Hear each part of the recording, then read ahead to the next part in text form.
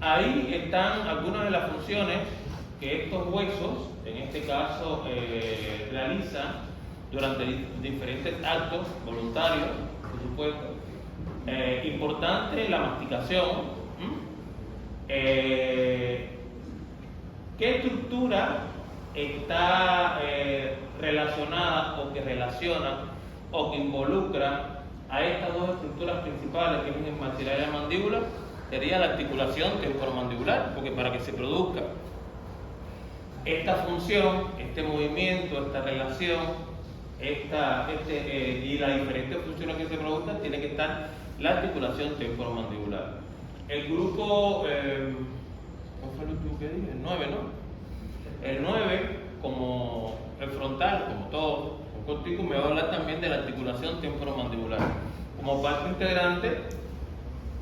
de este englobado de estructuras que permite, bueno, una de las funciones principales, que es la masticación, incluyendo, bueno, la deglución, la respiración y por supuesto la fonación, que es donde dice la vocalización. El vómer y los cornetes, y así como otras estructuras como el palatino, forman la parte de lo que son las fosas nasales, integran lo que es los órganos del olfato, por lo tanto son algunas de las funciones que también de estos huesos, como crean también como una barrera, diríamos protectora para la entrada de sustancias extrañas, en este caso hacia otras estructuras como los pulmones, ¿no? El hueso cigomático tiene función, por supuesto, en la parte, diríamos, sobre todo en la parte estética, en la que formar lo que sería el pómulo de la cara, y la órbita ocular que contiene los globos oculares, que bueno, todos sabemos las funciones de los globos oculares. Y los huesos de los animales tienen, en este caso, contienen, como bien dice esta diapositiva, en este caso el agujero lagrimal, a través del cual pasa el conducto lagrimal y está encargado de canalizar las lágrimas hacia el exterior. Entonces, aquí, un poco resumidamente, estamos dando algunas de las funciones del viscerocráneo, de las estructuras que componen las mismas, y como ven hay algunas estructuras que, aunque la veamos de manera aislada, contribuyen a funciones determinadas conjuntamente con otras estructuras óseas que componen esta zona del viscerocráneo. Es importante identificar estos huesos, dónde se encuentran, porque una de las preguntas que no sé, que pudiéramos hacer, es poner una imagen y independientemente saber dónde está el hueso lagrimal, dónde está el hueso vómer. Por supuesto, el que más vemos ahí, que estamos mirando, es el maxilar, la mandíbula que la conocemos, y sobre todo hay estructuras que sí vamos a trabajar y que trabajamos constantemente y que debemos, con el correcto realmente protocolo odontológico, debemos tratar de conservar. Todos ustedes verán que morfológicamente tanto el hueso maxilar como el hueso mandibular engloba o resguardan a las estructuras principales, que es la que, diríamos,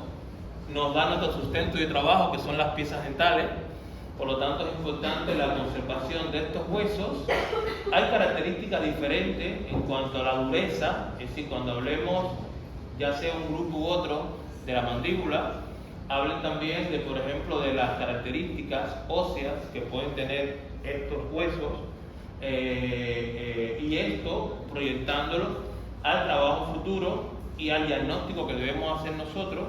a nivel oclusal cuando vemos un paciente. Es decir, esto, aunque lo veamos de manera aislada, también tenemos que verlo ante un trauma que puede ser oclusal, donde pueden ocurrir cambios esqueléticos en altura a nivel de estos huesos por la constitución de los mismos. Incluso cuando perdemos las piezas, estos huesos tienen un proceso también, sobre todo, de reabsorción, porque viven y existen y su altura la mantiene, ¿qué? Los dientes. Por lo tanto, si algo importante no solo es conocer dónde están ubicados, es que nosotros vamos a trabajar y tenemos que conservar la altura de este hueso maxilar, la altura de este hueso mandibular. Por supuesto, los accidentes que se pueden producir a nivel facial no lo podemos evitar, o tenemos también que identificar identificar en qué estructura ha estado la afectación y qué número de estructuras, ya sea del viscerocráneo o del neurocráneo, puede estar afectada cuando ocurre un incidente. Para aquellos que hagamos o que hagan cirugía maxilofacial, que trabajen en un centro de traumatología, estarán más en contacto con los mismos y verán la importancia de esto que les estoy hablando, ¿okay? Pero sobre todo, para todos que vamos a ser odontólogos general, que es lo primero que partimos, yo pienso que lo primero es poder saber, y dentro de la propia morfología que ustedes ya darán en morfología 3, verán la importancia de esta morfología dentaria que veíamos en Morfo 1, de todos los cambios que pueden ocurrir a nivel de la estructura dentaria, pero también de todos los cambios que ocurren a nivel del hueso alveolar, por las características independientemente que tenga el maxilar y la mandíbula, y de la forma incluso de reabsorción que tiene tanto el maxilar y la mandíbula, y lo importante que es para aquellos que hagan rehabilitación el tratar de conservar siempre las piezas dentarias o al menos rebordes para que no existan cambios. Por supuesto, esto es una zona de soporte para la futura rehabilitación dental, ¿okay? Los huesos de la cabeza, ya lo sabemos, lo que alojan, los órganos. Aquí vemos, por ejemplo, los huesos, en este caso, que componen el neurocráneo, el viscerocráneo. Estos, los huesos que mencionamos a primera hora, es decir, que componen en este caso la bóveda del cráneo y en este caso que componen la parte del neurocráneo. Las suturas, como les decía, no es parte que le vamos a nosotros evaluar, pero sí tú tienes que tener conocimiento los tipos de suturas y de uniones que existen entre uno y otro hueso en función, no sabemos para el examen final en este caso qué le podrán estar preguntando, pero es parte también de las uniones que tienen entre los huesos, en este caso del neurocráneo. Es decir, es toda una vista interna de la bóveda craneal, de la parte posterior, de la parte superior y la parte inferior. La configuración externa, en este caso, que tiene lo que es la base del cráneo, es decir, desde la parte lateral, con las series de estructuras que se pueden encontrar, como la línea media, las estructuras que se van a encontrar en la misma, así como la configuración externa, en este caso, de la base del cráneo, como les decía anteriormente. Hay una división de la cara que cuando le pregunten, por ejemplo, cómo están conformadas los huesos de la cara o cómo está dividida, es decir, en dos, siempre una superior, en este caso que corresponde a la parte superior o maxilar, donde están una serie de estructuras que veremos ahorita, y la parte de la mandíbula, que es un solo hueso, que compone en este caso lo que es el hueso mandibular. Estas estructuras están distribuidas de esta manera, es decir, son dos nasales, son dos huesos maxilares, es decir, superiores, es decir, uno a cada lado, unidos por una sutura, los cornetes inferiores, el vómer, que es uno, los lagrimales, los cigomáticos o malares, los palatinos y en el hueso mandibular. En alguna literatura, por error, pero igual lo colocamos, hablamos de maxilar inferior, pero un poco ya para cultura, a futuro, recordad que el maxilar es uno solo o son dos y es en la parte superior, ¿ok? Pero generalmente en la literatura se puede manejar como maxilar inferior cuando nos referimos a la mandíbula. Aquí están ilustrados algunos de los huesos de la cara, donde está el hueso maxilar en primer orden, el hueso, en este caso, mandibular en segundo orden, así sucesivamente, la parte cigomático, el lagrimal, etc. Huesos que tenemos que saber nosotros la ubicación y las características de los mismos y con qué estructuras se relacionan, además, bueno, de las propias funciones que hacen como estructura del viscerocráneo.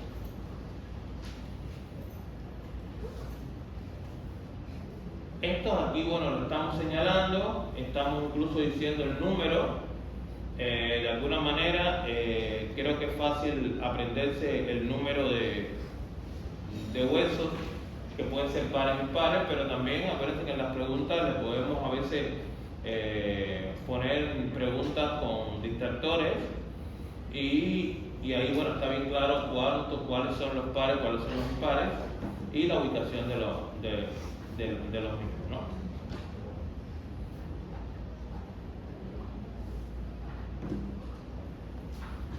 En estas diapositivas, en estas imágenes,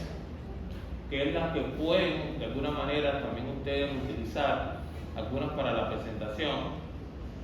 ahorita yo les voy a dejar diferentes imágenes con algunas de las características, en este caso de cada una de las estructuras que componen, en este caso, el viscerocráneo. Aquí estamos comenzando, en este caso, con los huesos nasales, dónde están ubicados, algunas de las características de los mismos, con quién se relaciona, con quién se articulan, porque podemos en alguna de las preguntas, ya sea a través de un caso clínico, un paciente que llega con un trauma, hay una fractura, es decir, ubicándola en una zona determinada, podemos ver cuáles son las estructuras que están relacionadas con este hueso, o simplemente identificar cuál es la estructura que puede estar, en este caso, con el daño durante un accidente o durante un trauma a un paciente. De esa manera que queremos, en este caso, que cuando hagan la presentación, cada uno de ustedes en el grupo realicen la presentación y se apoyen también con algunas imágenes o algunos videos de cada una de las estructuras para ayudarlos entonces en el momento de la exposición. El hueso lagrimal, de igual manera, es decir, la explicación del mismo, las funciones, ya anteriormente la habíamos comentado. El hueso cigomático o también malar, que nos ayuda a la conformación, en este caso del pómulo, de la parte estética. Un hueso que generalmente está sujeto muchas veces a trauma, no trauma durante el acto operatorio, sino trauma durante un accidente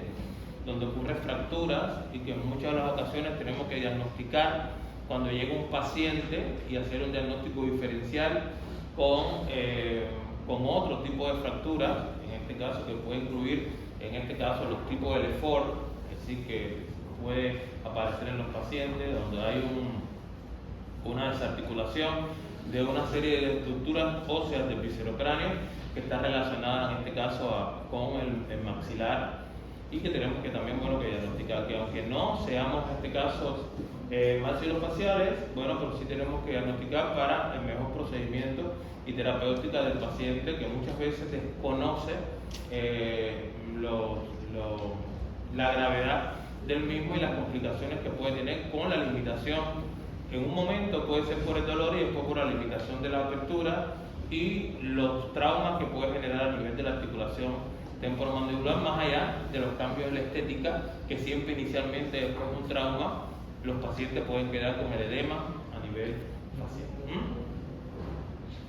De esa manera también, cuando vamos a hablar de los diferentes tipos de los diferentes huesos que componen el viscerocráneo, siempre relacionarlo con las estructuras que están inmediatas, o próximas al mismo, para identificar la posición que se encuentra en relación con si es anterior o posterior, o relacionado de manera mesial o distal en relación a un tipo u otro hueso.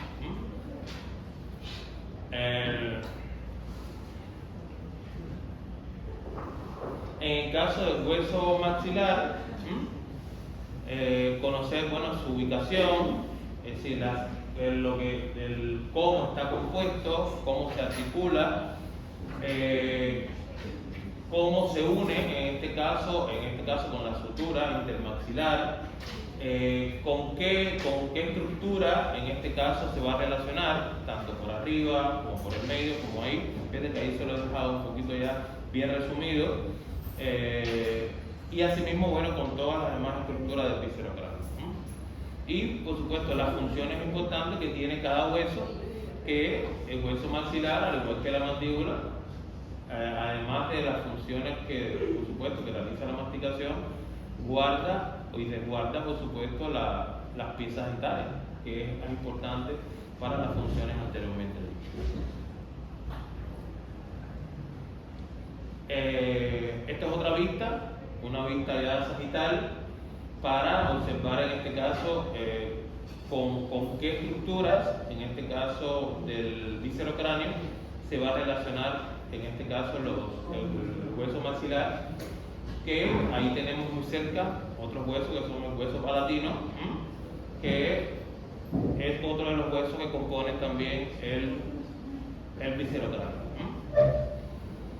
Disculpen el error tipográfico arriba, ¿ok?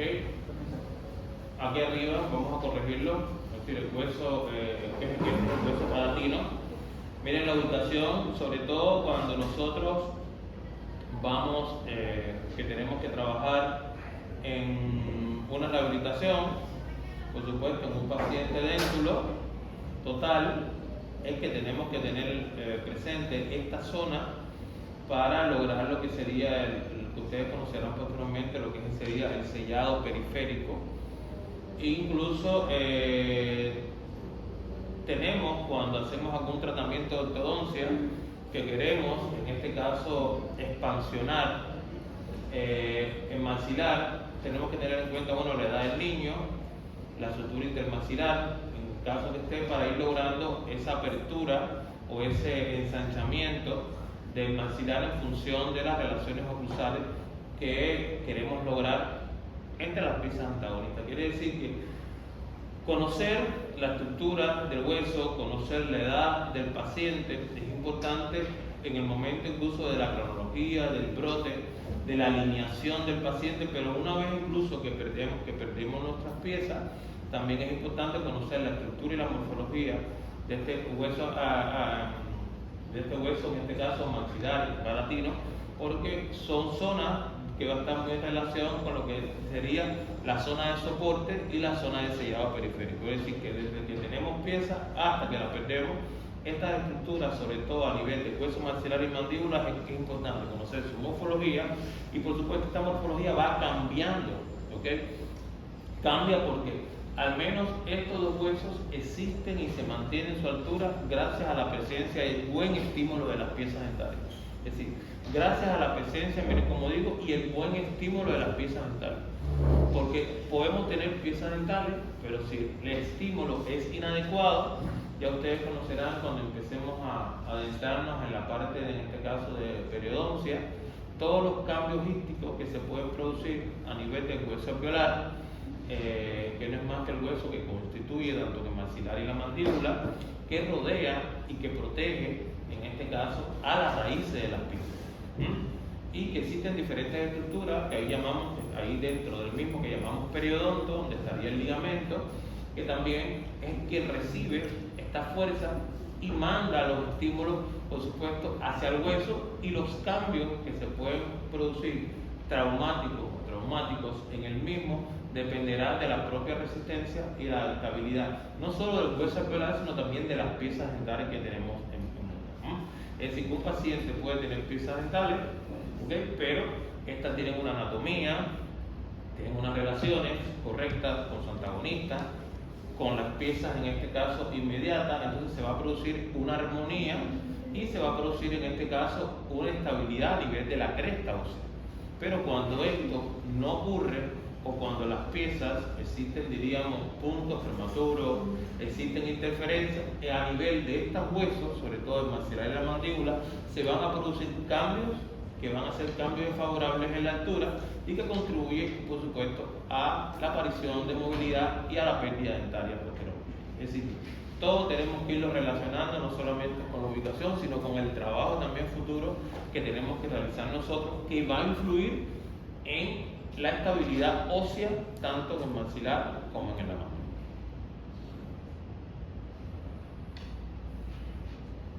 Bueno, en el caso de los cornetes, es decir, miren dónde estamos ubicados, es decir, es un hueso par. Las funciones las decíamos anteriormente, con quién se articula en la posición superior, en esa parte posterior, en la posición anterior.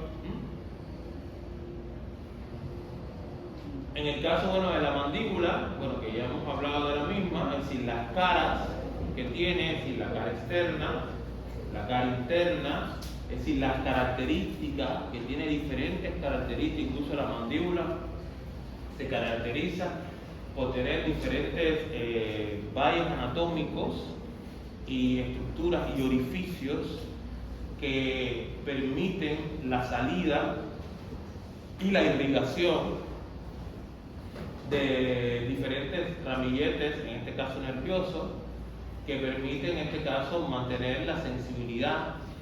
en la zona, y que tenemos que tener mucho cuidado en el momento incluso que nosotros vamos a anestesiar.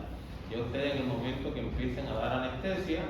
mucho cuidado, porque aquí tenemos una estructura que se llama el agujero mentoniano,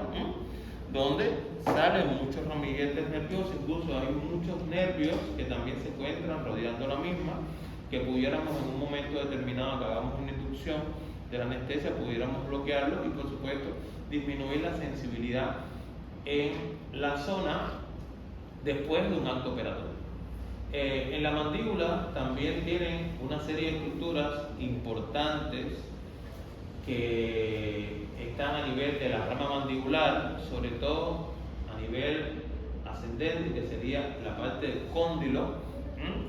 donde recordar que la mandíbula, esa posición del cóndilo, es la que nos va a dar lo que nosotros llamamos la posición céntrica. Es decir, la mandíbula, todos tenemos diferentes posiciones mandibulares, es decir, hay diferentes posiciones mandibulares que durante cualquier proceder operatorio lo primero que tenemos que determinar en un paciente es la posición correcta. Recuerde que en la parte dentro de la parte del viscerocráneo, el maxilar es la parte estable, es la parte fija, y la mandíbula, por supuesto, es la que se somete a estos movimientos. Pero tanto las piezas que están en el maxilar y la mandíbula pueden estar presentes, pero pueden tener pérdida de la altura, que esto hace que la posición, esto hace que la altura facial disminuya. Y muchas veces cuando se pierde esa altura facial, esa altura que llamamos dimensión vertical del paciente, nosotros vamos a rehabilitar al paciente y vamos a hacer una simple corona, y muchas veces tenemos que decirle, que es lo que le decimos, pero tienes que restituirle la altura, y la altura no se restituye con una corona. Es decir, una corona es por lo que puede venir el paciente, pero el paciente puede tener pérdida ¿de qué? De la altura de todas las piezas dentarias. Entonces lo primero que tenemos que ver es reposicionar, fíjense cómo digo, reposicionar la correcta posición del cóndilo, porque muchas veces al perder esa altura coronaria, es decir, hay desgaste, este cóndilo que está ubicado dentro de la cavidad, ¿qué tiende a hacer? A hacer un movimiento, es decir, de rotación, de traslación hacia la zona anterior o hacia un lado, que va a producir, por supuesto, los llamados disfunciones temporomandibulares. Y posiblemente este paciente, cuando te dé la posición mandibular céntrica, no te la va a dar. Y lo que tenemos que tener presente es que siempre esta posición que nos va a dar el cóndilo es una posición que es reproducible, que es una posición que es constante, que es una posición que se puede registrar, que es una posición que perdura durante toda la vida y que se alcanza durante la deglución. Es decir, cuando decimos esta posición, es la posición del cóndilo dentro de la articulación temporomandibular, como vemos aquí. Es decir, esta posición que la da el cóndilo mandibular enclavado aquí, en esta zona que llamamos articulación temporomandibular, existe siempre y cuando el paciente tenga pieza o no tenga pieza. Es decir, yo tengo un paciente que no tiene pieza, y yo digo, bueno, pero ¿cómo es posible entonces a ese paciente que no tiene pieza yo poderle reubicar la posición mandibular? Porque nosotros que tenemos piezas, a mí me dicen cierra y yo cierro, y al cerrar las piezas superiores e inferiores se relacionan y ahí me va a la altura. Pero también yo de alguna manera también al tragar posiciono mi mandíbula lo más centrada posible. Ahí no hay problema. Pero imagínense un paciente que venga que no tenga piezas, y ahí decimos, bueno, pero ¿cómo? Si en este paciente ya no puedo decirle que cierre. Entonces, ¿qué posición a mí me va a dar para yo poder posicionar a futuro cuál es la altura que va a tener esa rehabilitación? ¿Cuál es la posición, ya no la altura, céntrica que va a tener esa posición? Porque no es dejar al paciente, es decir, con una clase 3, es decir, no es dejar al paciente con la mandíbula hacia adelante, sino dejar al paciente en una posición retrusiva. ¿Y quién me mantiene? ¿Y quién me guía? ¿Y qué posición me mantiene para yo restablecer esa altura, esa posición? La mandíbula. ¿Qué parte de la mandíbula? El cóndilo. Entonces, esta estructura para nosotros es una estructura súper importante, que diríamos que mantiene lo que sería la estabilidad también oclusal. Y que nos mantiene estabilidad oclusal si sabemos en el momento que vayamos nosotros a restaurar, posicionarla correctamente. Por eso cuando llegue un paciente que a veces va a abrir su mandíbula y usted ve que hay un salto, ahí hay un problema en la articulación temporomandibular. Si usted ve un paciente que posiblemente al abrir su boca tiene como una desviación, ahí hay un problema. No pueden hacer ningún proceder en ese momento porque la posición entonces mandibular es incorrecta. Entonces, la mandíbula es importante porque la mandíbula, por los movimientos y por las posiciones, ya no por la altura que ella da, me permite a mí en el momento de una rehabilitación rehabilitar correctamente a ese paciente. El maxilar es fijo, pero la mandíbula es la que yo tengo que saber orientar, y es la que yo tengo que saber cuándo el paciente está en una incorrecta posición de acuerdo a un daño que exista a nivel de alguna estructura, algún ligamento, algún músculo, que eso lo veremos, los músculos que son elevadores, los músculos que son depresores en la mandíbula, que también componen lo que es parte del sistema estomatognático. Es decir, cuando hablamos del sistema estomatognático, no solo estamos hablando aquí de las piezas dentarias, sino también de todas las estructuras del neurocráneo, del viscerocráneo, incluyendo también ligamentos, incluyendo músculos, incluyendo la propia articulación temporomandibular. Y es por eso que cuando decimos que existe una disfunción temporomandibular, englobamos a todas las estructuras, y el daño a nivel bucal puede ser reflejado quizá por un desgaste. El daño a nivel bucal puede ser reflejado por una desviación de la mandíbula. El daño a nivel bucal puede ser reflejado porque el paciente al cerrar, por supuesto, tiene una deflexión, es decir, no cierra en línea media. Entonces, todo esto está relacionado a nivel mandibular. Por lo tanto, conocer la mandíbula, su estructura, la posición correcta de ambos cóndilos. Recuerde que la posición de los cóndilos que se encuentran al final de esta rama, los cóndilos trabajan al unísono, al unísono. Es decir, ellos están creados para trabajar de igual manera. Solamente cuando se producen movimientos de lateralidad o movimientos de apertura, ahí se producen entonces quizá cambios en función del lado hacia donde se dirige la mandíbula. Entonces, de esta gran estructura ya un equipo hablará cómo estará constituido, porque las características del hueso, de la textura del hueso es diferente a nivel mandibular y maxilar. Incluso estos elementos también hay que tenerlo en cuenta, no solo en el momento que estamos nosotros rehabilitando, porque incluso más allá vamos a realizar, por ejemplo, un implante.